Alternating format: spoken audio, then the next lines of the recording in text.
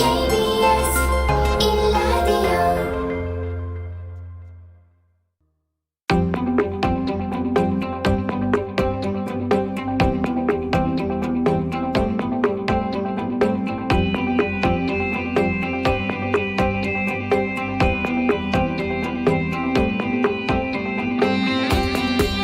김성환의 시사야.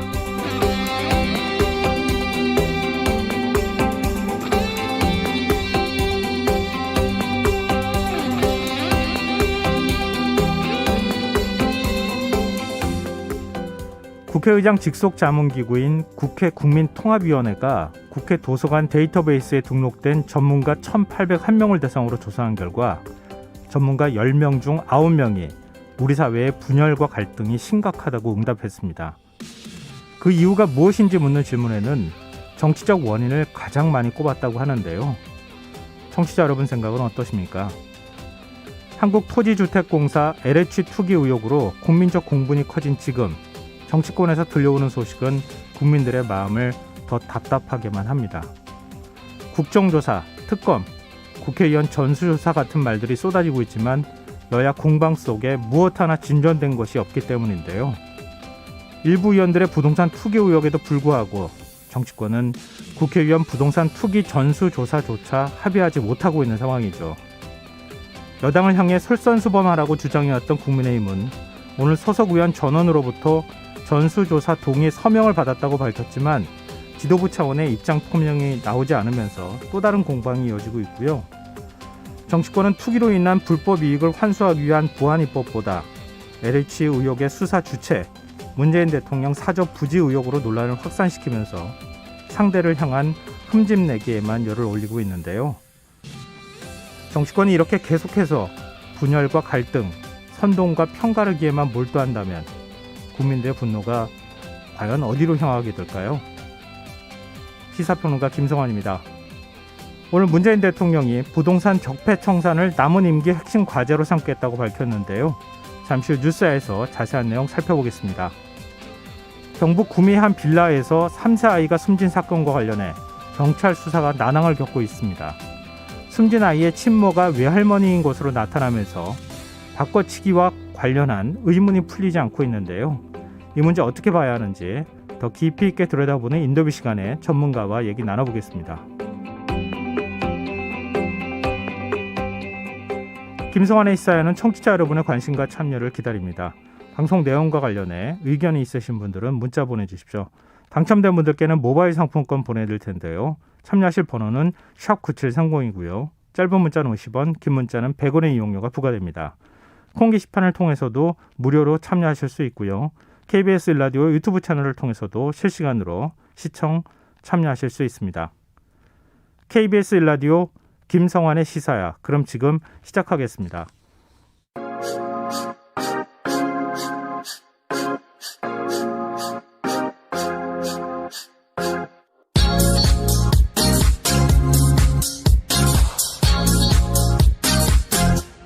KBS 1라디오 김성환의 시사야.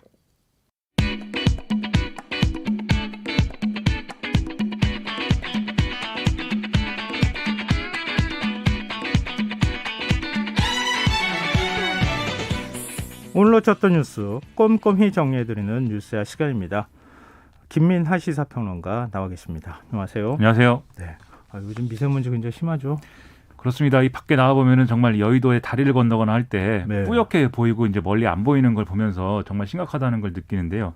이 미세먼지 때문에라도 사실은 좀 외출을 줄였으면 하는 그런 생각도 있는데 날씨가 또 따뜻하고 이러다 보니까 많은 분들이 또 밖에 나오시더라고요. 네, 벌써 꽃축제 지금 다 축제를 막았다 그러는데도 불구하고 꽃 구경 간다고 그래서 많은 관광차가 다니고 그러고 있다고 하더라고요. 그렇죠. 그래서 미세먼지도 미세먼지지만 또 코로나19도 있으니까 어떻게든 또 좀 실내에서 집안에서 자기 집에서 좀 이렇게 봄을 즐길 수 있는 방법을 찾아야 되겠는데 저 정도의 집 마니아가 아니면 그것은 아무래도 어렵겠죠. 네. 많이 답답하실 것 같은데요. 지금 미세먼지도 그렇고 코로나19 상황도 그렇게 썩 좋은 편은 아니어서 좀 가급적 외출이나 바깥 나들이는 좀 삼가시는 게 좋겠습니다. 자연스럽게 코로나19 얘기를 안 할 수가 없는데요. 이게 보통 이제 주말 지나고 나면 그 확진자 수가 조금 이렇게 줄어드는 현상이 나타나는데 이번에도 그러네요. 그렇습니다. 이제 영시 기준 코로나19 신규 확진자 382명으로 집계가 됐는데요. 지난 월요일 이후에 일주일 만에 이제 300명대로 줄어들었다라는 건데 휴일 검사 건수 감소의 영향이다 이렇게 볼 수가 있겠습니다. 실제로 지난 주말에 검사 건수는 평일에 60% 수준이었기 때문에 좀 이제 그런 연장선에서 이제 봐야겠는데요. 국내 발생 사례를 지역별로 살펴보면은 서울 112명, 경기 161명, 인천 18명으로 전체 확진자의 이제 거의 80% 정도가 여전히 수도권에 집중이 되고 있습니다. 좀 걱정스러운 지표들도 있는데 일단 감염 경로를 알 수 없는 확진자를 뜻하는 조사 중 비율이 이제 계속 늘어나고 있고 최근 일주일 동안에는 24.5%까지 높아진 그런 상황인데 확진자 4명 중에 1명은 감염 경로를 지금 알 수가 없는 상황이다라는 거죠. 이러다 보니까 감염 재생산 지수도 역시 지난 한 주간 1을 살짝 넘는 수준까지 올라왔는데 이게 1을 넘어서면 아시다시피 확진자가 늘어나는 이 확산세로 들어왔다. 이걸 보여주는 거 아니겠습니까? 네. 그래서 이런 지표들이 다 좋지 않은 방향으로 움직이고 있기 때문에 방역당국은 좀 경각심을 가져달라. 특히 개학과 봄맞이 등의 이동량 증가 요인이 많기 때문에 좀 우리가 경각심을 가져야 된다라고 강조를 하고 있습니다. 오늘도 신규 집단 감염 사례가 나타났어요. 그렇습니다. 이 서울 도봉구의 어린이집에서 지난 5일 확진자가 발생했고 지금까지 한 10명 정도가 관련해서 양성 판정 받은 사례가 있고요.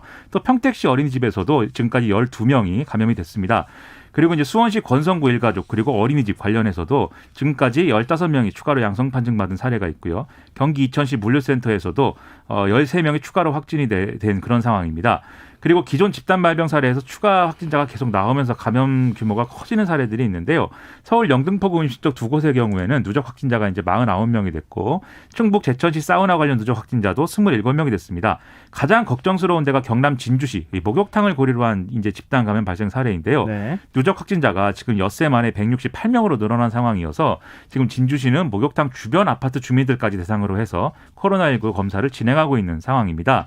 그리고 거제에서 발생한 이제 22명의 확진자의 경우에 애초에는 이제 거제 목욕탕 관련 집단 감염으로 파악이 됐는데 이 목욕탕 방문객이 유흥시설 종사자로 확인이 되면서 감염 경로가 좀 수정이 된 그런 상황이고 지역 유흥업소 종사자들이 검사를 쭉 받기도 하는 그런 상황입니다. 경남도가 지역에 한 780여 개 목욕탕에 대해서 지금 전체 점검에 나섰다 뭐 이런 소식도 지금 들려오던데요. 또 그 사우나나 찜질방이 밤 10시까지 지금 영업 재개를 한 상황 아니겠습니까? 수도권의 경우에도. 그렇습니다. 그런 부분에 있어서도 방역 수칙을 좀 철저히 지켜야 되지 않을까 싶습니다.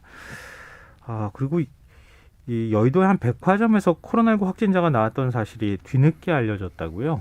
그렇습니다. 이 개점 이후에 엄청난 인파가 몰리고 있는 더 현대 서울 이제 여의도에 있는데 요 옆에 이 방송하고 있는 방송국 옆에 있죠. 이제 이 코로나19가 이제 여기에 이제 일하고 있는 직원 2명에게서 확진이 됐다. 이런 소식입니다. 그래서 이달 9일에 이렇게 확진 판정이 1명이 나와서 네. 이 매장이 사흘간 문을 닫았고 함께 일한 직원들이 다 코로나19 검사를 받았는데 개점 직후였던 지난달 28일에도 창고 관리를 담당하던 사원이 코로나19 확진 판정을 받아서 매장이 폐쇄된 바가 있었거든요. 그러다 보니까 여러모로 여기에 앞서 말씀드렸듯이 굉장히 많은 사람들이 몰렸다라는 점에서 우려가 지금 될 수밖에 없는 상황인데 일단 당시 함께 근무한 직원들도 코로나19 검사를 받았고 다 음성 판정이 나왔다. 지난달 확진 사례에 대해서는 이제 백화점 측은 그렇게 지금 설명을 하고 있는 상황입니다. 그럼에도 방금 말씀드렸다시피 거의 뭐 주중에 하루 평균 4, 5만 명, 주말은 하루 평균 8, 9만 명이 방문하는 지금 이 지역이기 때문에 네. 그래서 여기에 대해서 특별히 어떤 대책이 있을 것인가에 대해서 지금 각별한 경각심을 가져서 그러한 대책을 마련을 해야 된다. 이렇게 좀 얘기가 나오고 있습니다. 네. 오늘 상황은 어땠는지 잠정 집계치도 좀 살펴볼까요? 일단 오늘 9시까지 집계된 신규 확진자는 307명인데요. 어제와 같은 시간과 비교하면 어제는 이제 이 시간 기준으로 356명이었거든요. 그러니까 49명이 좀 줄어들었다 이렇게 봐야 되겠죠. 그리고 역시 수도권에 지금 집중되어 있는 그런 상황입니다. 그래서 역시 아무래도 이제 집단 감염이나 이런 것들이 마찬가지로 이제 좀 확산이 되고 있겠지만 전체적인 추이를 볼 때 300명대 중반으로 이제 좀 확정이 되지 않을까 좀 이렇게 예측이 됩니다. 네. 앞서도 얘기가 잠깐 나왔지만 뭐 사우나, 찜질방 뭐 이런 것들이 영업이 다시 이제 가능해졌잖아요. 그렇습니다. 이 또 한편에서는 확진자 수가 줄질 않고 계속 지금 400명대, 지금 500명대 지금 넘어갈 상황도 뭐 벌어질지도 모르겠다 이런 얘기까지 나오는 상황이어서 방역 당국이 수도권을 중심으로 특별 방역 대책을 세워서 발표할 예정이라고요. 그렇습니다. 내일 서울 경기에서 특별 대책을 마련해서 중대본에서 발표를 하겠다라는 건데요. 일단 이 2주간 감염에 대한 위험 지역 등에 대해서는 지자체와 집중 점검을 하고 실내에서 다중이용 시설에서 감염 위험성을 낮추기 위한 이런 조치 그리고 방역 대책이 잘 지켜지는지 이런 것들을 점검하는 이런 내용들로 이제 좀 얘기를 하겠다라는 겁니다. 그래서 이 정세균 국무총리의 경우에 앞으로 2주간 하루 확진자를 200명대로 줄이기 위해서 지금 총력을 다하겠다. 그래서 수도권은 특별대책기간을 비수도권은 방역수칙 준수 특별기간을 선언한다. 이렇게 얘기를 했는데 아무래도 수도권의 경우에는 이 다중이용시설과 함께 외국인 근로자가 많은 사업장을 중점적으로 점검을 해야 될 것이고 비수도권의 경우에는 지금 방역 조치가 다소 완화되어 있기 때문에 감염 위험이 큰 시설을 중심으로 해서 대대적으로 점검하겠다. 이런 대책을 아마 얘기할 것으로 기대가 됩니다. 네, 국내에서 변이 바이러스 31건이 추가로 확인됐다는 소식도 있네요. 이 확진자 359명에 대해서는 유전자 분석을 해보니까 영국 변이 바이러스가 24건, 남아프리카 홍화국 변이는 7건이 확인됐다라는 게 방역당국의 설명입니다. 이 중에 12건이 국내 발생으로 인한 감염이었고 19건이 해외 유입 사례였는데요. 아무래도 국내 발생 12명의 경우에는 다 내국인이고 기존의 변이가 확인된 집단 감염 사례에서 8명이 확인이 됐는데 새롭게 경북 포항시 교회 관련 집단 감염으로 확진된 2명에게서 이제 영국 변이가 확인됐다. 이게 새로운 소식입니다. 나머지 2명은 기존 집단 사례와의 관련성이 조사 중인 건데 이것도 이제 조만간 밝혀질 것으로 기대가 되는데요. 이로써 지난해 10월 이후에 국내에서 지금까지 확인된 변이 바이러스는 213건이 됐고 이 가운데 영국 발이 178건, 남아공 발이 28건, 브라질 발이 7건으로 확인이 됐습니다. 정부가 오늘 2분기 코로나 백신 접종 계획을 발표했어요. 그렇습니다. 일단 2분기에는 이제 우리 일반 국민 가운데 65세 이상 고령층이 차례로 접종이 시작이 되는 그런 이제 상황이 되는데요. 일단 75세 이상에 해당하는 364만 명에 대해서 4월 첫 주부터 각 지역 예방접종센터에서 화이자 백신을 접종을 한다라는 내용입니다. 그리고 이제 65세에서 74세까지의 고령층 한 494만여 명의 경우에는 6월 중에 위탁 의료기관에서 아스트라제네카 백신을 접종하게 된다라는 이제 그런 내용인데요. 이러한 이제 좀 내용 이외에도 보건교사라든지 초등학교 저학년 교사에 대한 코로나19 백신 접종 이런 것들도 단계적으로 이제 좀 시작을 하겠다. 이런 입장을 얘기를 하고 있습니다. 그리고 이와 관련해서 변이 바이러스 유입을 막기 위해서 항공사 승무원들도 5월부터 이제 아스트라제네카 백신을 접종을 하겠다라고 이제 얘기를 하고 있고요. 또 만성 질환자의 경우에 뭐 투석 환자 같은 경우 이제 좀 이 투석 환자는 코로나19에 확진이 되더라도 투석 치료를 받아야 되고 의료진하고 완전히 분리되기 힘들다는 점을 고려해서 일단 이 투석 환자에 대해서 아스트라제네카 백신을 접종을 할 수 있도록 준비를 하겠다. 이렇게 지금 설명을 하고 있는 상황입니다. 문제는 이렇게 2분기 접종 계획을 차질 없이 진행하기 위해서는 백신 수급이 이제 안정적이어야 되는데 일단 상반기 중에 한 1,779만, 좀 3,000회분의 백신이 도입될 예정이고 이 가운데 1,610만 2,000회분가량은 오는 6월까지 공급 일정이 확정이 됐다라고 설명을 하고 있습니다. 네. 지금 말씀하신 걸 다시 한번 요약하면 많은 분들이 이제 관심 갖고 계시니까요. 65세 이상 고령층에 대해서도 접종을 하겠다. 이 2분기 내에 접종하겠다 이런 얘기를 했는데 75세 이상을 먼저 최우선해서 접종을 한다. 이렇게 발표를 했고요. 근데 접종했을 때 또 이제 일종의 부작용이나 이런 것들 생길 수 있으니까 그런 것에 대한 대책도 철저히 만들겠다. 그리고 6월 중에 65세에서 74세 고령층 한 500만 명 조금 안 되는 이 고령층에 대해서도 백신 접종을 하겠다. 이렇게 밝혔다는 거죠. 그러니까 사실 지금 고령층의 치명률도 높고 그런 상황이기 때문에 고령층에 대한 백신 접종이 제일 시급한 문제이기도 하겠죠. 그렇죠. 아무래도 아스트라제네카 백신이 지금 1분기에는 이제 65세 이상의 경우에 지금 접종이 안 됐기 때문에 네. 사실 그래서 이제 2분기에 접종을 해야 되는 상황이 된 건데 사실은 백신 수급 문제 때문에 좀 문제가 있을 것으로 예상이 됐거든요. 네. 근데 화이자 백신은 일단 빨리 들어온 이 비축분이 있어서 그걸 이제 일단은 75세 이상으로 이제 맞게 하는데 이것도 이제 백신 수급이 원활하게 되지 않은 차원이 있는 것이죠. 그래서 백신 양이 충분하지 않으니까 더 고령층인, 더 위험한 분들을 위주로 해서 일단은 접종을 시작한다는 게 핵심일 것 같고요. 네. 이후에 이제 백신의 수급 상황에 따라서 지금 계획은 이제 본격적으로는 6월부터 이제 접종이 이제 진행되는 것으로 설명을 했지만 네. 아마도 백신 수급 관련해서 지금 들어오는 게 언제 들어올지 확정이 안 된 백신들이 있습니다. 노바백스라든지 이런 백신도 일정이 확정이 되면은 아마 추가로 아마 계획이 더 세워질 것으로 그렇게 기대가 됩니다. 네. 그리고 아스트라제네카 백신을 맞은 일부 사람에게서 혈액이 응고되는 현상이 나타난 것으로 알려지면서 유럽의 몇몇 국가들이 백신 접종을 잠시 중단하지 않았습니까? 그렇습니다. 근데 세계보건기구가 아스트라제네카 백신을 중단해야 할 이유가 없다 이런 입장을 밝혔어요. 그렇습니다. 일단 뭐 네덜란드라든지 뭐 노르웨이, 그다음에 뭐 이탈리아 뭐 이런 국가들에서 이 아스트라제네카 백신을 접종한 다음에 이제 혈전이 발생한다든가 혈소판 감소 또는 뭐 접종 후에 이런 여러 가지 이유로 사망하는 이런 사례들이 일어나서 일단 그러한 국가들에서 뭐 덴마크, 아이슬란드, 오스트리아 등의 국가도 이제 아스트라제네카 백신 사용을 일단 중단한 그런 상황인데요. 아스트라제네카 측은 일단 이 백신이 뭐 혈전을 발생시킬 위험을 높이는 증거는 없다라고 지금 이제 얘기를 하고 있고, 실제로 유럽연합과 영국에서 백신을 접종한 1,700만여 명을 대상으로 안전성 자료를 검토한 결과 그런 이제 인과성이 확인되지 않았다라고 설명을 하고 있거든요. 네. 그리고 말씀하신 대로 세계보건기구 WHO도 백신과 혈전 형성 사이에는 인과관계가 성립하지 않는다. 지금 아스트라제네카 백신을 중단해야 될 이유는 없다. 이렇게 입장을 밝히고 있는 상황입니다. 그래서 이것에 대해서는 뭐 과도한 어떤 불안감을 가질 필요는 없을 것으로 보이고요. 일단 해외에서 논의가 또 어떻게 진행이 되는지를 좀 더 지켜봐야 될 것 같습니다. 문재인 대통령과 김정숙 여사가 아스트라제네카 백신을 접종할 예정이라고 하는데 이게 안전성 논란을 불식시키는 데 좀 도움이 될까요? 그렇습니다. 일단 6월 달에 영국에서 G7 정상회의가 진행이 되기 때문에 여기에 참석하려면 이제 백신을 지금 맞아야 되는 상황입니다. 그래서 여기에 대해서 일단 이 문재인 대통령과 김정숙 여사도 이제 이런 차원에서도 백신을 이제 맞게 되는 것인데, 특히 이번 달 23일이 65세 이상 어르신들에 대한 아스트라제네카 백신 접종이 일부 시작이 되기 때문에 문재인 대통령이 우선적으로 이 아스트라제네카 백신을 접종을 해서 이 일각에서 제기되는 안전성과 효과성 논란을 좀 불식시키고 솔선수범하겠다, 이렇게 지금 설명을 또 하고 있습니다. 네, 또 화제로 바꿔보겠습니다. LH발 투기 의혹 사건과 관련해서 문재인 대통령이 연일 메시지를 내놓고 있는데 오늘은 상당히 뭐랄까요? 메시지 자체가 강하다 그래야 되나요? 문 대통령의 의지가 좀 드러나는 그런 메시지를 내놨어요. 그렇습니다. 오늘 수석 보좌관 회의에서 부동산 적폐 청산과 투명하고 공정한 부동산 거래 질서 확립을 남은 임기 동안 핵심적인 국정 과제로 삼아서 강력히 추진을 하겠다. 그래서 문제의 근원을 찾아내고 근본적인 해결책을 마련을 하겠다라고 이제 얘기를 했고요. 특히 이제 부동산 적폐를 청산하라는 게 국민의 요구다. 그리고 그게 촛불 정신을 구현하는 길이고 가장 중요한 민생 문제라는 인식을 가져야 된다. 이렇게 강조를 했습니다. 그러면서 이걸 정쟁의 도구로 삼지 말고 이해충돌 방지법의 신속한 제정에 힘을 모아달라, 이렇게 국회에 이제 좀 요구를 하기도 했는데요.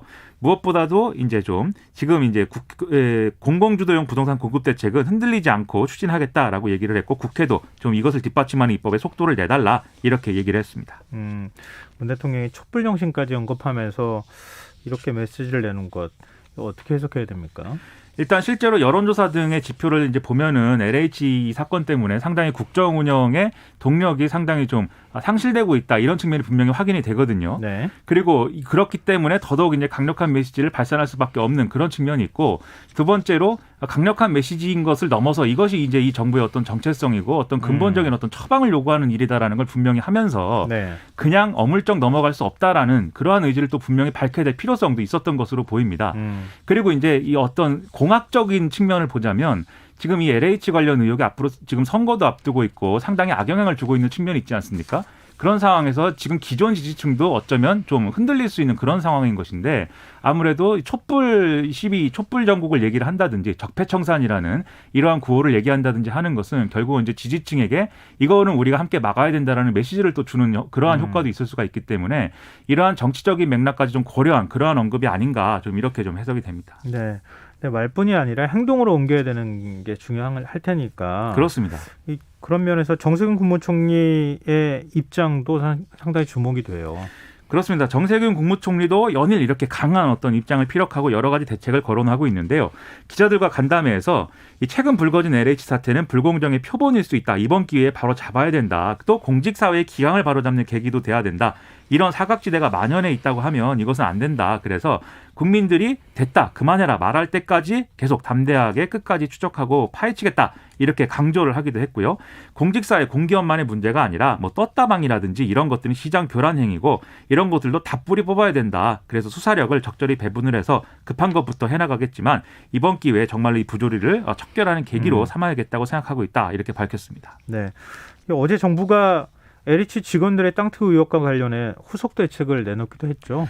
그렇습니다. 일단 이 합동조사단 1차 조사 결과 드러난 투기 의심자 20명에 대해서 지금 이제 소유하고 있는 농지를 수사 결과에 따라서 강제 처분을 하고 처분 명령 뒤에도 이 땅을 안 팔면 이행 강제금을 부과하는 이런 대책을 이제 얘기를 했고요. 그리고 LH 내부 통제 방안에 대해서는 LH 임직원의 실사용 목적 외에 토지 취득을 금지하기로 하고 이 LH 임직원들의 이제 보유 토지를 상시 관리하는 정보 시스템을 구축하겠다. 그리고 뭐 감시 감독 체계를 또 제도화하겠다. 이렇게 강조를 했습니다. 그리고 지금 농지 취득에 대한 사전 사후 관리 엄격하게 관리하겠다라는 이제 이런 내용도 이제 밝혔고요. 이 투기 우려 지역 농지의 경우는 지역 농민, 주민, 시민사회단체가 참여하는 지역 농지위에서 농지 취득 심사를 하도록 농지법을 개정하겠다라고도 밝혔습니다. 네. 최근에 이제 국민적 공분이 쏟아지는 가운데 직장인 익명 커뮤니티 블라인드에 LH 직원으로 추정되는 사람이 뭐 내부에서는 신경도 안 쓴다. 뭐 이런 글을 올려서 오히려 더 사실 불에 기름을 끼얹는 그런 이제 일들이 벌어지지 않았습니까? LH 측이 경찰에 수사 의뢰를 했다고요? 그렇습니다. 이 LH 측이 어제 이 문제의 글을 쓴 직원에 대해서 명예훼손, 업무 방해 등의 혐의로 이제 경찰에 고발을 했는데요. 경찰은 이 수사는 신속하게 이제 진행을 할 것이다라고 이제 밝힌 그런 상황입니다. LH는 이게 국민의 분노와 박탈감을 불러일으킨 것에 더해서 허위 사실을 유포한 LH 전현직 직원 등에 대해서는 강력한 법적 조치가 불가피하다라는 입장을 지금 내고 있는데요. 하지만 블라인드 앱이라는 게 결국 익명성을 기반으로 한 어떤 그런 이제 프로그램이기 때문에 사용자 데이터가 저장이 되지 않고 있고 또 본사가 미국에 있어서 강제 수사가 한계가 있을 것이다라는 전망도 같이 나오고 있습니다. 일단 경찰은 신속하게 고발인 조사를 진행하고 블라인드 측에도 이제 협조를 요청하겠다 이런 입장이고 LH 측은 게시글 작성자가 직원으로 밝혀지면 파면 등의 징계 조치에 나서겠다라는 얘기를 하고 있습니다. 네. 근데 이게 무슨 얘기입니까? LH가 투기 관련 제보를 묵살했다 이런 얘기가 나왔네요.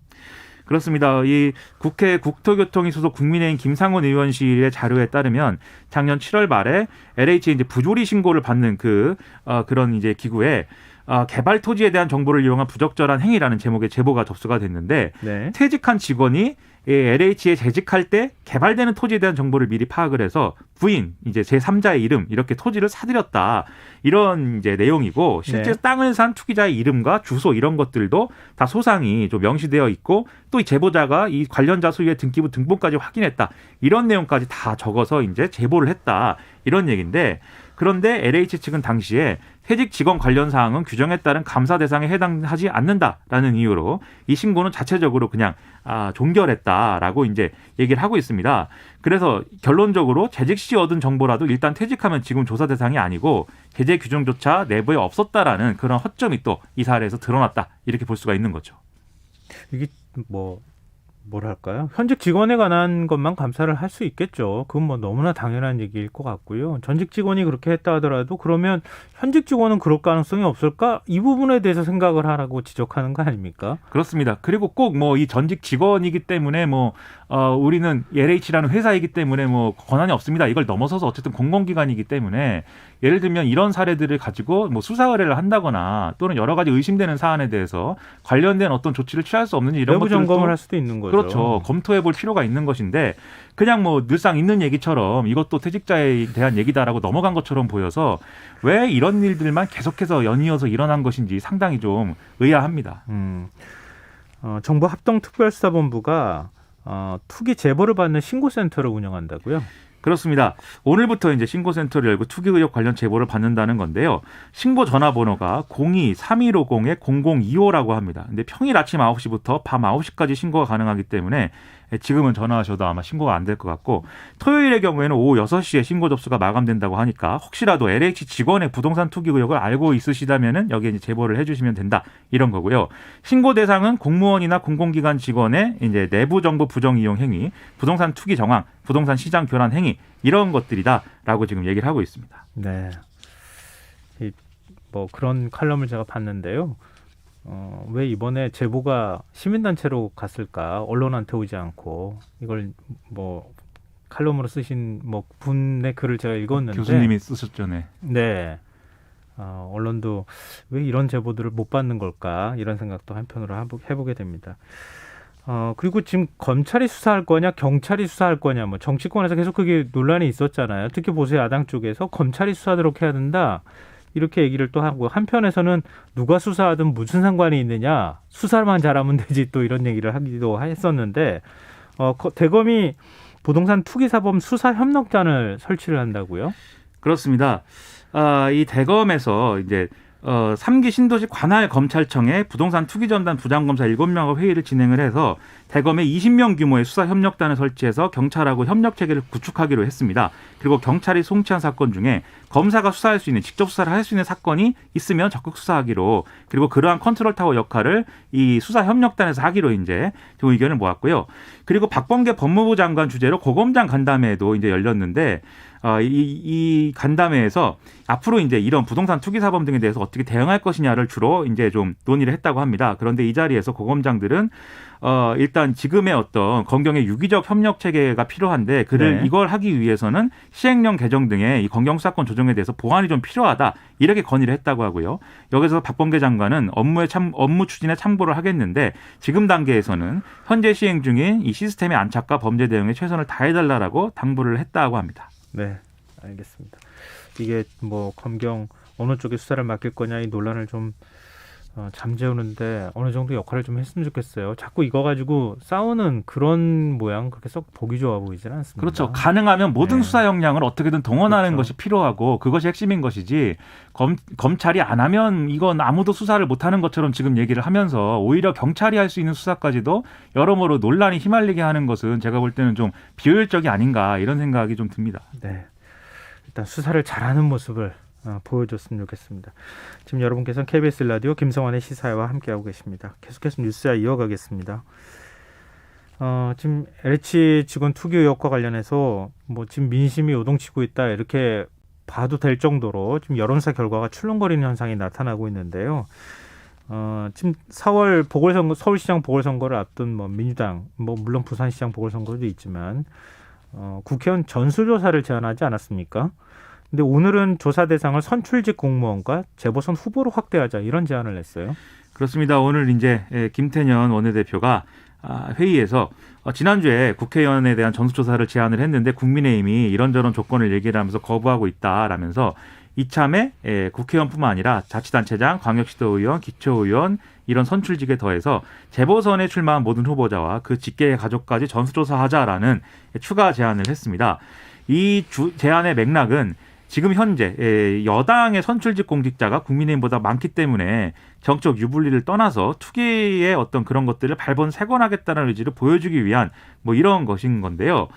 그러면서 이런 주장을 이제 논의를 하면서 이낙연 공동상임선대위원장의 경우에는 지금 국민의힘이 여기에 대해서 적극적으로 나오지 않고 있는 것은 도둑이 재발절인 거 아니면 이유가 뭐겠느냐라고 얘기를 하기도 했습니다. 그리고 이제 지금 지난주에 합의가 불발된 특검 도입 이런 것들도 이제 거론이 됐는데요. 이번 사태는 어쨌든 검경 수사권 조정 때문에 검찰이 직접 수사를 할 수가 없는데 이런 법을 무시하고 검찰이 수사를 해야 된다라는 주장만 하는 것은 한계가 있는 거 아니냐. 그러니까 좀 이렇게 이 특검을 제안한 건데 그것을 받아들이지 않았다는 것은 결국 이 사태는 선거에만 이용하겠다는 게 아니냐라면서 비판을 하기도 했습니다. 민주당의 전수조사 요구에 국민의힘에서는 민주당부터 하라 이렇게 얘기를 하지 않았습니까? 그 그렇습니다. 입장이 지금도 변함이 없는 겁니까? 일단 오늘 오후 5시에 자당 소속 의원 102명 전원에 대해서 부동산 거래 내역에 대한 전수조사에 동의 서명을 받았다라는 게 국민의힘의 입장입니다. 그래서 배현진 원내대변인이 논평에서 밝힌 것인데 이렇게 좀 우리는 이미 이렇게 동의를 받았기 때문에 이번에는 더불어민주당이 의원 전원에 동의 서명부를 들고 검증대로 나와야 된다. 이렇게 좀 주장을 하기도 했는데요. 네. 그래서 자신들이 이렇게 전수조사를 반대하고 있거나 이런 거는 아니다라고 주장을 했습니다. 다만 이 앞서 말씀드린 이번 재보선 후보에 대한 조사 이런 것들에 대해서는 거기까지는 이제 지금 입장을 얘기하지 않고 있는 그런 상황입니다. 네, 일단 동의서를 받았다. 민주당도 동의서를 받으면 같이 전수조사하자. 이게 국민의힘 얘기라는 건가요? 오늘 분위기는 그렇습니다. 오늘 한 얘기는 그런 내용입니다. 그럼 민주당한테 지금 다시 공을 넘긴 거 아니에요? 그렇습니다. 민주당은 뭐라고 합니까? 일단 민주당 상황에서는 지금 동의서만 받았다고 하지 뭐 전수조사를 하겠다라고 얘기한 것은 아니고 자꾸 얘기를 뭐 돌리고 있다. 우리처럼 당대표, 원내대표가 나서서 전수조사를 하겠다 이렇게 얘기를 해야 되는데 당 지도부 차원의 입장은 아직 안 나오고 있는 거 아니냐라고 얘기를 하고 있는 그런 상황입니다. 민주당이 먼저 조사해서 일부 공개하면 안 돼요? 그리고 그렇죠. 예. 드러난 사람이 있으면은 국회의원에 대해서 나름의 처리를 하면 되지 않습니까?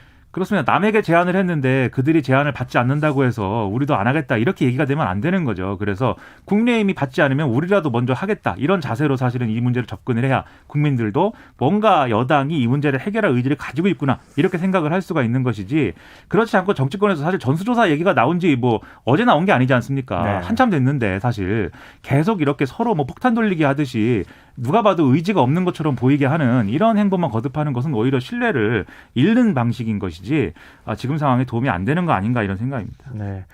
근데 이런 가운데 지금 국민의힘 의원들이 문재인 대통령 양산 사저부지와 관련해서 이 땅 투기한 거 아니냐 이런 의혹 제기를 하고 있어요. 그렇습니다. 이게 문재인 대통령이 퇴임 후에 원래 살던 집에서 살기에는 경호동 설치나 이런 것들의 부담이 있어서 새로운 이제 사저를 이제 좀 만들기 위해서 퇴임하로 거주할 사저 부지를 새로 사들인 것인데 이 부지 가운데 상당 부분이 이제 농지이기 때문에 이 농지를 이제 구입을 해서 형질 변경을 한 것은 투기다라고 지금 야당은 주장을 하고 있습니다. 농지를 대지로 바꿨으니까 농지를 구입하고 농업 경영 계획서를 어떻게 농사를 지을 것인지 계획서를 제출했고 그리고 난 다음에 그걸 한 9개월 만에 대지로 변경했다. 그렇습니다. 그게 땅 투기 아니냐? 그렇습니다. 이렇게 얘기한다는 거죠. 그리고 방금 말씀하신 이제 농지 취득을 위한 농지 취득 자격 증명을 발급받기 위해서는 자기가 농지를 이제 취득할 자격이 된다는 걸 확인하기 위해서는 지금 말씀하셨듯이 앞으로 농사를 어떻게 짓겠다라고 하는 농업 경영 계획서라는 걸 제출하게 되어 있는데 거기에 보면 누가 농사를 짓는 건지 이 사람들의 영농 경력은 얼마나 되는지 이런 거 적게 되어 있습니다. 근데 문재인 대통령이 11년이라고 적었거든요. 네. 근데 문재인 대통령은 이제 대통령도 하고 그전에는 국회의원도 하고 당대표도 했는데 2009년부터 어떻게 11년 동안 농사를 지은 거냐라고 국민의힘이 이제 여러모로 문제 제기를 하고 있는 거죠. 이게 허위 아니냐. 허위 계획서를 제출했다. 그렇습니다. 네. 그래서 여기에 대해서 이제 논란이 큰 상황인데 일단 청와대와 여당은 지난해 국정감사에서도 이 문제가 제기가 됐었는데 그때 논란이 끝났는데 또 이 얘기를 하고 있느냐라면서 좀 이런 문제 제기를 안 했으면 좋겠다라고 이제 계속 반발하고 있고요. 특히 문재인 대통령은 직접 SNS에 이것은 좀스럽고 민망한 일이다. 선거식이라 이해하지만 그 정도 해라. 지금 이 사전은 경호동에 같이 붙어 있기 때문에 뭐 처분할 수도 없는 땅 아니냐. 네, 그런 의미에서 이제 굉장히 좀 불쾌한 이런 표현을 하기도 했습니다. 문 대통령의 감정이 여과 없이 그대로 SNS를 통해서 노출이 됐다고 하는 걸 가지고 또 이제 여러 가지 뭐 비판의 목소리나 아니면 분석이 좀 엇갈리고 있는 상황이긴 한데요. 일단 민주당은 이런 국민의힘 쪽의 의혹 제기에 대해서 어떤 반응을 보이고 있습니까? 네, 일단은 여러 가지 지금 뭐 얘기를 하고 있는데 노영민 전 대통령 비서실장의 CBS 라디오 인터뷰에서 이렇게 얘기를 했습니다. 이게 결국은 노무현 전 대통령의 봉하마을 사저를 공격해서 정치적 이득을 과거에 봤는데 그것을 다시 뭐 반복하고 있는 거 아니냐라는 거고요. 영농 경력 11년이 허위라는 것은 그것도 이제 대통령을 흠집내려는 시도라고 평가를 했습니다. 이게 그 농업 경영 계획서에 예를 들면 영농 경력이 11년이면 농지 취득이 되고 뭐 9년이면 농지 취득이 안 되고 그런 것이 아니라 그것은 단지 이제 자기가 적는 항목에 불과한 것인데 그것을 가지고 이제 허위라고 하는 것은 농지 취득의 전제 요건이 아니기 때문에 그런 것들은 이제 불필요한 논란 제기다 이런 것이고요. 그리고 대지를 이 밭을 대지로 바꾼 것에 대해서도 그것은 이제 시골에서 농지를 끼지 않고 이렇게 큰 어떤 대규모의 사저 부지를 확보하기가 어렵기 때문에 현실적으로 거기에 사저를 짓기 위해서는 형질 변경을 하는 것 외에는 무슨 방법이 있겠느냐라고 반론을 제기를 했습니다. 네. 정치권에 뭐 서로 간의 주장이 좀 엇갈리고 있는 상황이긴 한데 대통령 사저를 두고 계속 이렇게 논란이 있는 거 이거 어떻게 봐야 할지 뭐 김이나 평론가가 혹시 팩트 체크해 줄 부분이 있으면 좀 확인을 좀 해주시죠. 일단 방금 말씀드렸듯이 농지가 이제 대지로 형질 변경이 될 때는 지자체의 개발행위 허가를 받아야 됩니다. 그럼 지자체가 심사를 하는 것이거든요. 네. 근데 이 심사를 통과한 것의 과정에서 무슨 특혜가 있었다라든지 이런 게 확인되지 않은 한 이렇게 이제 하는 거에 대해서 뭐 큰 문제가 없는 것이고요. 예를 들면 농업진흥 지역이나 이렇게 묶여 있는 땅이 아닌 한 지금도 귀농을 했거나 귀촌을 한 분들이 대부분 이런 방식으로 이제 밭을 대지로 형질 변경을 해서 거기에 집 짓고 살고 있습니다. 그러니까 이런 연장선에서 봐야 된다라는 점이 내용이고요. 그다지 네. 무리를 했다고 볼 수가 없다라는 거고 네. 그다음에 영농 경력이라는 것도 방금 말씀드렸듯이 그 영농 경력이라는 게 어떻다는 거에 대해서 그것 때문에 뭐 농지 취득이 제한되거나 하는 게 아니거든요.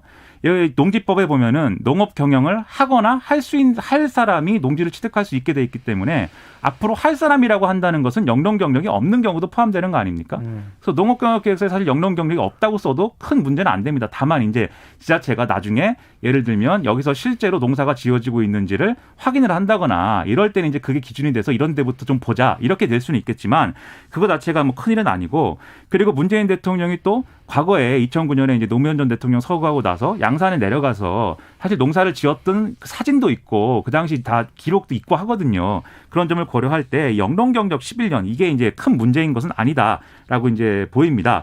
그리고 일부 언론은 이명박 박근혜 전 대통령 사주와 비교를 하기도 하는데 이것도 여러 가지 뭐 어떤 비용의 문제나 이런 것도 이제 크게 큰 차이가 난다고 볼 수는 없겠지만 특히 이명박 전 대통령의 경우에는 그게 그냥 이제 사저의 문제가 아니라 청와대가 낸 비용하고 그것을 이시영 씨 명의로 이제 부지 매입을 네. 한 것 이런 것들이 문제가 됐던 거거든요. 그래서 다른 사안이다라는 거를 확인을 해야 되는 거죠. 네. 논란이 좀 계속될 것 같은데요. 대통령 사절을 두고 언제까지 이렇게 반복된 논란이 계속돼야 되는지 정치권에 한번 좀 근본적인 제도적 개혁을 어떻게 할지 이 부분까지 같이 논의를 했으면 좋겠습니다. 자, 그 서울시장 보궐선거의 얘기도 좀 해보죠. 국민의힘 오세훈 후보하고 국민의당 안철수 후보 이 단일화 협상이 좀 난항을 겪는다 이런 얘기가 나왔는데 어떻게 오늘 합의가 된 부분이 있습니까? 일단 내일 TV 토론을 한번 하고 그다음에 모레부터 이틀간 여론조사를 하기로 합의를 한 것이고요. 그래서 두 곳의 여론조사 기관을 선정을 해서 여론조사를 실시한다라는 겁니다. 그리고 이 결과를 토대로 해서 19일 단일 후보를 발표하는 것까지 이제 합의가 됐는데 이 토론의 형식이나 여론조사 문항 이런 것들은 합의가 안 됐고 그건 내일 추가 협상에서 논의를 계속한다. 이런 이제 내용입니다.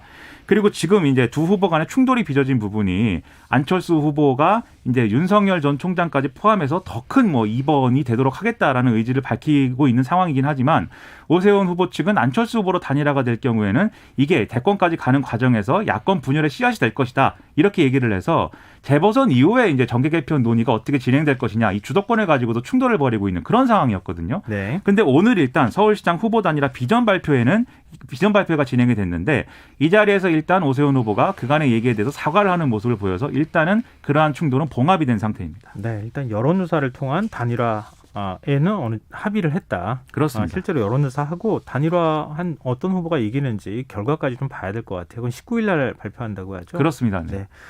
그리고 민주당 박영선 서울시장 후보는 지금 연일 LH 투기업과 관련한 대안들을 내놓고 있어요.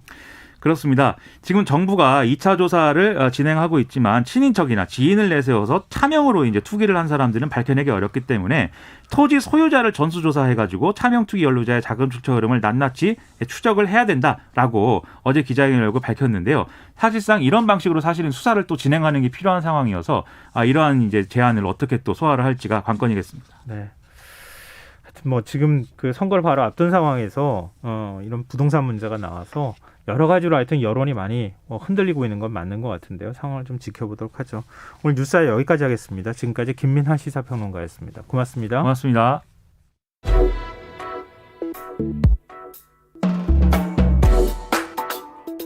더 나은 내일을 준비하는 시간 KBS 1라디오 김성환의 시사야. 구미의 3세 여아 사망 사건을 수사하고 있는 경찰이 범행의 실체를 파악하는데 지금 어려움을 겪고 있습니다.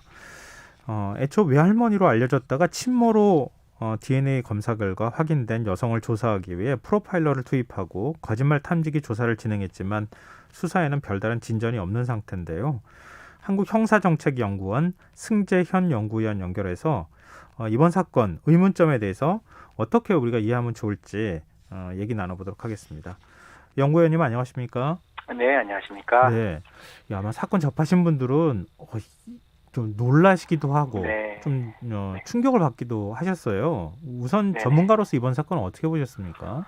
저도 처음 보는 사건이고, 예. 이게 사실 어디서 어떻게 사건이 일어났는지를 정확하게 알 수가 없다 보니 사실 제일 두려운 거는 저는 분명히 그 김모 씨 이제 딸이죠. 딸이 놓은 친자가 지금 사실상 행방이 묘연하니까요. 그 부분을 우리가 진짜 제대로 좀 찾아야 한다. 그게 가장 필요하다. 이런 생각만 마음속에 계속 들고 있네요. 예, 예. 아, 그럼 이게 그 아이가 어머니가 낳은 그러니까 그 외할머니라고 우리가 알고 있는 네네. 어머니가 낳은 아이가 있고 그다음에 딸이 낳은 아이가 있는데 지금 네네. 어머니가 낳은 아이가 사망한 것이고 그러면 그렇죠. 딸이 낳은 아이는 어디로 갔느냐? 그 네네. 부분을 풀어야 된다 이 말씀이시잖아요. 그렇죠. 지금 수사에서 뭐 여러 가지 다방면으로 많은 노력을 기울이고 있지만 가장 중요한 것은 지금 김 씨가 낳은 아이가 지금 어디에 있을까? 사실 형사 정책을 하는 사람의 입장에서는 그 아이의 죽음이 확인되지 않는 이상 저희는 그 아이가 죽지 않았다고 확신할 수밖에 없는 것이고 그러면 그 아이를 국민의 품으로 돌아오게 하기 위해서 과연 무엇을 해야 될 것인가를 고민해야 되고 사실 지금은 뭐 그 외할머니라는 성모 씨한테만 프로파일러가 3명이 이제 갔다라고 하는데 네. 저는 김 씨에 대해서도 분명히 좀 적극적인 조사가 필요한 것이고 사실 모든 방향을 다 열어놓고 봐야 되면 가장 중요한 거는 김 씨가 분명히 출산을 했다는 것은 병원의 기록을 통해서 알 수 있는 부분이니까요. 네네. 김 씨가 지금 자기가 사망에 이르게 한 아이 지금 살인죄로 지금 되어 있잖아요. 네. 그 아이는 자기의 어머니의 아이라는 걸 정확하게 인지를 시키고 지금 자기 아이가 살아있다면 가장 빠른 시간 내에 그 아이를 찾을 수 있는 그것을 복귀하는 걸 만들어야 되겠죠.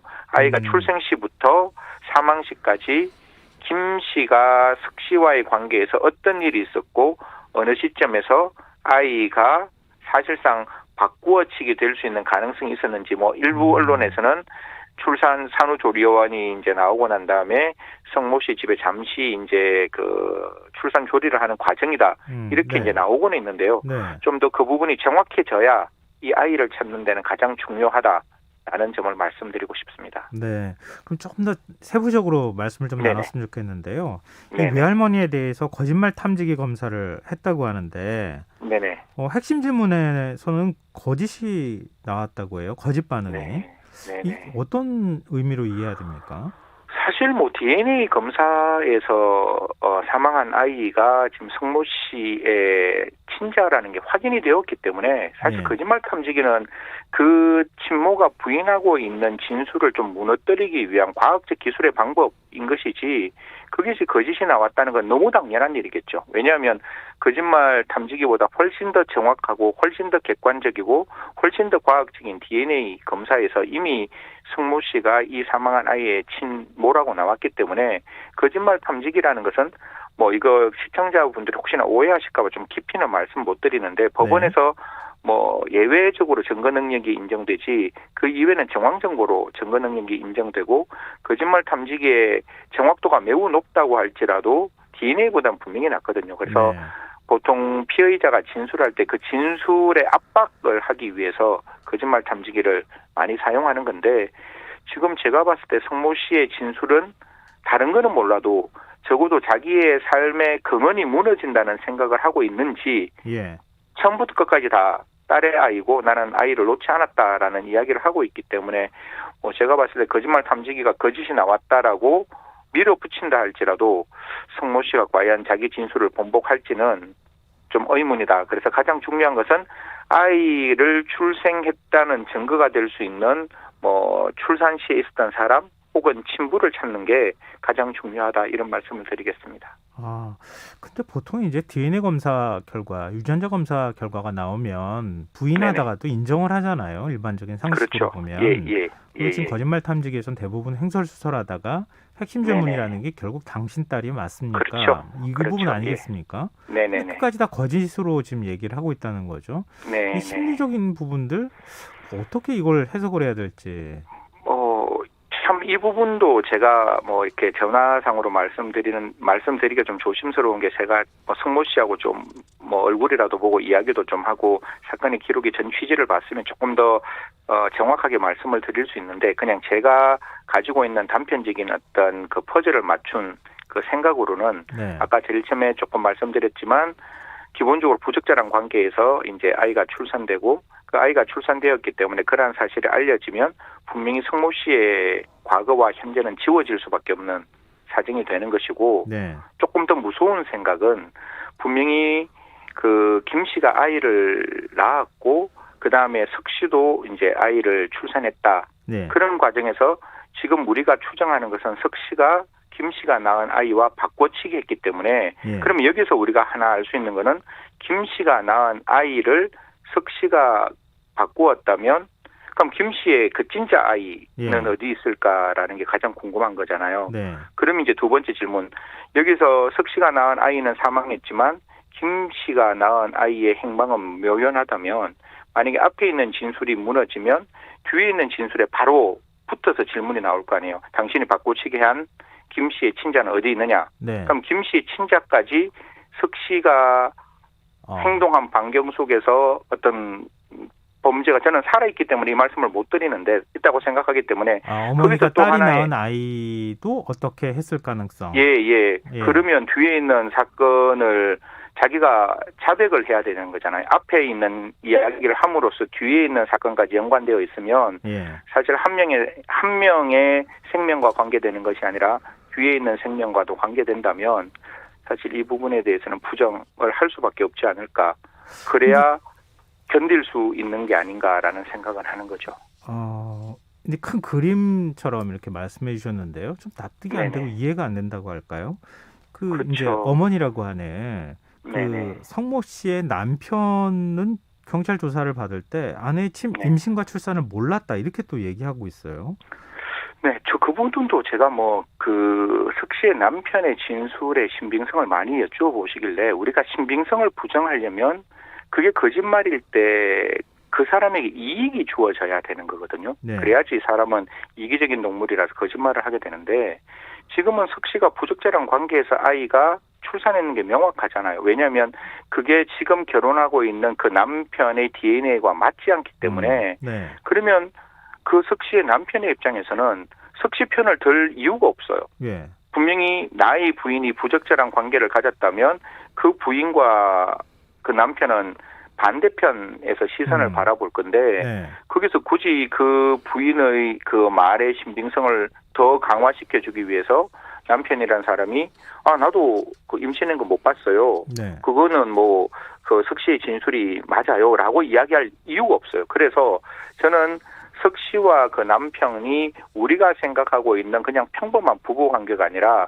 사실상 거의 전련되어 있는 같은 곳에 살지만 거의 남남의 생활을 하지 않았을까. 그리고 석 씨가 이렇게 좀 부적절한 관계가 한 번이 아닌 듯한 언론의 기사들이 좀 나오고 있기 때문에 네. 그 남편과의 관계에서는 좀 대면하지 않았을까. 사실 그런 관계라면 남편의 입장에서는 부인에게 관심이 없고 또 부인이 어떤 신체의 임신으로 인한 증후가 나왔을 때는 한 달이나 두 달 혹시 집 바깥에 있었다면 사실 모를 수 있는 방법은 있다. 그거는 사실 남편에게 제대로 된 좀 진술을 받으면 네네. 저는 네. 그렇게 생각하거든요. 임신이 이제 10개월이기 때문에 그 사이에 뭔가의 그 증거의 파편들이 있을 것 같으니까요. 그건 남편에게 조금 더 그냥 남편이 몰랐다라는 단편적인 진술. 물론 경찰은 열심히 진술을 더 받았겠지만 네네. 단편적인 진술이 아니라 좀 구체적인 진술을 좀 더 받아야 한다 이렇게 말씀드리겠습니다. 근데 딸의 태도도 좀 이해가 안 되거든요. 그러니까 네네네. 예를 들어서 엄마가 자신이 낳은 딸을 자신이 네. 낳은 아이와 그리고 딸이 낳은 아이를 바꿔치기를 한 거잖아요. 네네 맞습니다. 예. 그러니까 그렇다면은 이게 일반적인 경우에는 어머니가 용서가 안 된다 이렇게 얘기를 해야지 맞을 것 같은데. 네네. 근데 아이가 바뀌었다고 하는 사실 자체도 잘 몰랐다 이런 식의 반응을 보인다는 거죠. 네네네네. 이게 사실은 사람이 믿음이란 정말 저는 이제 그 딸의 일단 1차적인 진술을 그 말 그대로 믿는다면 아이가 출생을 하고 한 3주 정도까지는 아이의 모습이 이렇게 조금씩 많이 변해요. 그러니까 네.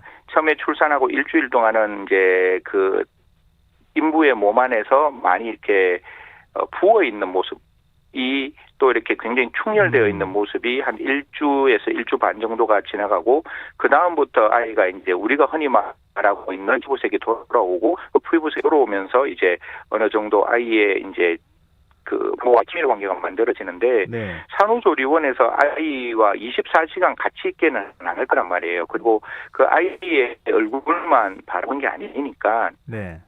그러면 중간 과정에서 한 3주 정도 있다가 다시 집에 와서 다음날 아이를 봤는데 아이가 조금 다를 수는 있어요. 그런데 사람이 의심을 하면 분명히 여기에 대해서 확인하겠지만 내가 내 아이라고 믿고 있는 사무장에는 한술밥에 아이가 조금 축이 났네. 한술밥에 아이가 조금 늘어났네. 어제보다는 조금 색깔이 더 많이 이제 살색으로 이제 그 피부빛이 이제 돌아왔네. 뭐 이런 느낌인 것이지. 예. 그게 뭐 처음부터 작정하고 의심하지 않는 이상 그 아이가 내 아이가 아니라고 생각할지는 못할 것 같아요. 그래서 저는 아마 그 김 씨의 입장에서는 정말로 뭐 의심할 수 있는 개연성이 전혀 없었다면 어머니가 모르게 바꾸었을 때 아이가 정말로 바꾸었다라고 확신할 만큼의 명확한 남녀가 바뀌거나 이러면 정확히 알 수 있는데 네. 그런 사정이 아니었다면 사실 출생을 하고 한 1주에서 3주 사이에 사람이 바뀌었을 때 명확하게 이 아이는 내 아이가 아니라고 의심할 만한 계기가 없는 이상 좀 어렵지 않았을까라는 생각은 합니다. 참 이게 여러 가지 점에서 의문이 들 수밖에 없는 사건이어서 지금 경찰 수사 네네. 결과가 좀 주목될 수밖에 없는데요. 근데 네네. 이런 가운데 숨진 이 3세 여아의 생전 모습이 공개가 됐어요. 오늘 한 맞습니다. 신문에는 예. 뭐 일면에도 얼굴이 네. 나오기도 하고 유튜브 채널을 네네. 통해서 공개가 되기도 하고 그랬는데 네네. 이 아이 얼굴 공개하는 게 맞습니까? 뭐 저는 두 가지 측면에서 좀 바라봐야 될 것 같아요. 이제 아이가 사실 저희 살인 사건 같은 걸 보면 살인 사건에서 가장 아쉬운 거는 피해자의 목소리가 전혀 현실에 나타나지 않는다는 거예요. 예. 그래서 살인 사건에서 가장 어려운 게 동기를 찾아가는 것이고 그 피해자의 목소리를 어떻게 수사기관에 담아낼 것인가가 진지한 고민인데 정인의 사건도 그렇고 지금 있는 뭐 아이 이름을 보람이라고 이렇게 지칭했던 몇몇의 언론도 봤는데 가명으로 예. 그런 어떤 아이에 대한 추모를 한다? 누구도 그 아이를 기리지 않고 있는 상황에서 아이의 추모를 위해서 저희들이 얼굴을 공개하는 거는 한편으로 시민사회의 공감을 이끌어내는 점에서는 필요한데 네. 그 공감을 이끌어내는 사진이 또 하나의 다른 2차의 가해가 발생할까 봐 저는 그게 가장 큰 걱정인 거고요. 예. 그다음에 지금 같은 상황에서는 뭐 특정 탐사 프로그램에서 약간 필터링을 했지만 지금 석시에 관련된 사진이 어느 정도 이렇게 좀 드러나고 있는데 법적으로는 불가능해요. 지금 석시가 네. 살인을 저질렀다는 명확한 사실이 있어야 되고 그것이 뭐 잔혹한 방법에 의해서 명확한 증거에 의해서 공공이익에 부합할 때만 그 석시의 사진이 신상이 드러날 수는 있는데 지금은 가장 중요한 게 제가 아까 처음에 모두에 말씀드렸다시피 네. 김 씨의 친자를 찾아야 되거든요. 네. 살아있다면. 그럼 김 씨의 친자를 찾기 위해서는 석 씨가 출산했는 사실을 명확하게 우리가 찾아 들어가야 다음 네. 단계인 김 씨의 딸이 어디 있는지를 확인할 수 있다면 네, 적어도 알겠습니다.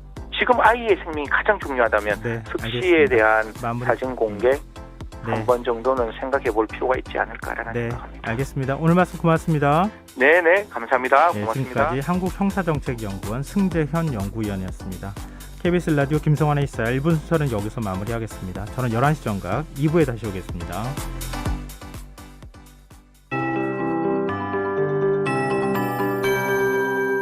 KBS 58분 날씨.